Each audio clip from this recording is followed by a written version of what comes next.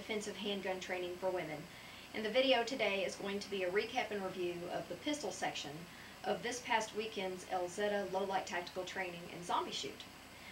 We covered a whole lot more than just how to shoot with your flashlight, and I'm just going to kind of give you a brief summary of the things that we covered so that you'll be able to practice those things on your own. The first thing was movement. We're always moving off the line of attack anytime we're manipulating the handgun. So if you're drawing from the holster, if you're reloading, or if you're doing a tap right bang to clear a malfunction, you're always on the move. So that was the first thing that we covered. And some of you had never done that before. Some of you had only shot at a still range. So that was kind of something really different. So that's something that you'll want to practice. We also talked about the difference between cover and concealment.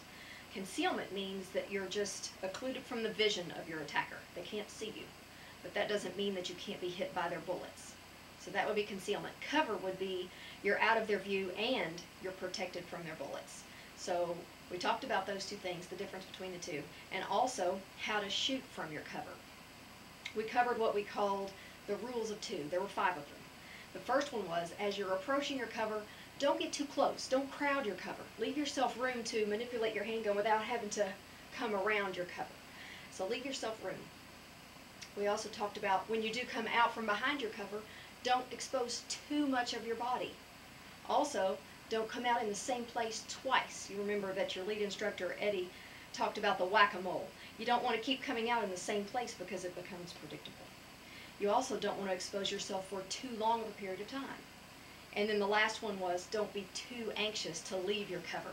Make sure that if you have to top off magazines or do anything to manipulate your handgun, you do it before you leave your cover and move to the next position. So those were the rules of 2. At the very end, we covered the flashlight techniques. And there were 5 that we covered. There are a lot more than that, but these were the 5 main ones. The first one was the Harry's technique, in which you have your 2 hands placed back to back in isometric tension, and you learned in the low light shoot that it's a little more difficult than you expect to be able to aim your light and your gun at the same time. So that's something to practice with a dry gun and your flashlight at home. So that was the Harry's technique. 2 hands in isometric tension back to back. We also covered the FBI technique, in which the gun hand is extended forward and then the flashlight is away from the body. Okay?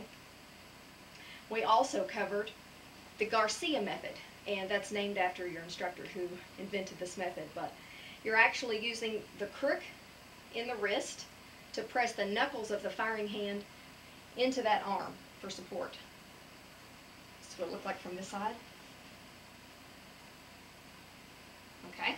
We also covered the cheek index, and that's where you use the thumb of your flashlight hand to just kind of index on the jawline. Okay? So that's that technique. And then we also talked about the Rogers technique, where you have the hand in sort of a cigar grip, or the light in a cigar grip, I'm sorry, and you actually press it into the knuckles of your firing hand to activate the light. Okay? Those were the 5 techniques that we covered, and we also talked about benefits and drawbacks of each one of those. The obvious thing with some of them was that your light is in line with your center or the core of your body.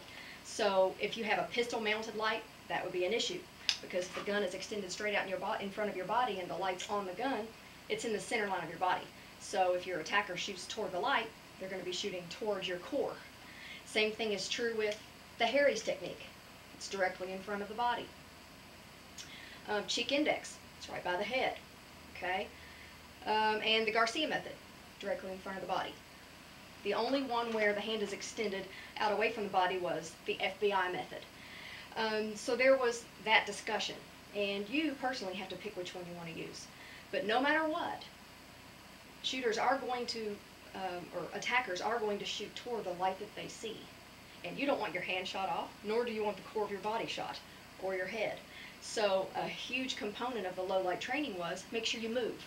Flash your light only for as long as you need to identify that the threat is a threat and not your teenage son sneaking into the house at night. So it doesn't take long to identify your threat. A short flash of the light, then move and take your shots. Or you may want to do it in an opposite order. You may want to flash, shoot, move. But whatever you do, don't stand still and collect bullet holes with a light anywhere near your body, no matter what position that you're using. I hope that this little review helped so that you can actually go home, put some snap caps or just a dry gun, pick something in your house to aim at, and actually practice these techniques. Practice drawing the pistol and presenting the light in different techniques, and learn how to aim the light and the gun at the same time. When you went to the low light portion in the dark, you probably noticed that it was way more difficult than you expected to aim the light and the gun, because there's something that happens in the brain that we call hand confusion. When you tell your one hand to do something, the other one wants to do the same thing. So you probably found that when you tried to re-aim the light, you actually were re-aiming the gun as well. So that's something that has to be practiced and has to be put into your muscle memory. So play with all 5 of these techniques. Pick something in your house that you can use that's in a safe direction. Unload your gun, of course. Make it a dry drill. Practice those techniques. Find the one that seems to work the best for you, and then drill it into your muscle memory.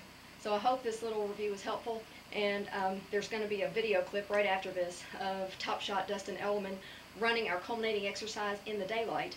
Unfortunately, it was way too busy as a supportive instructor to be able to video anything in the dark, so I don't have any of the zombie shoot video.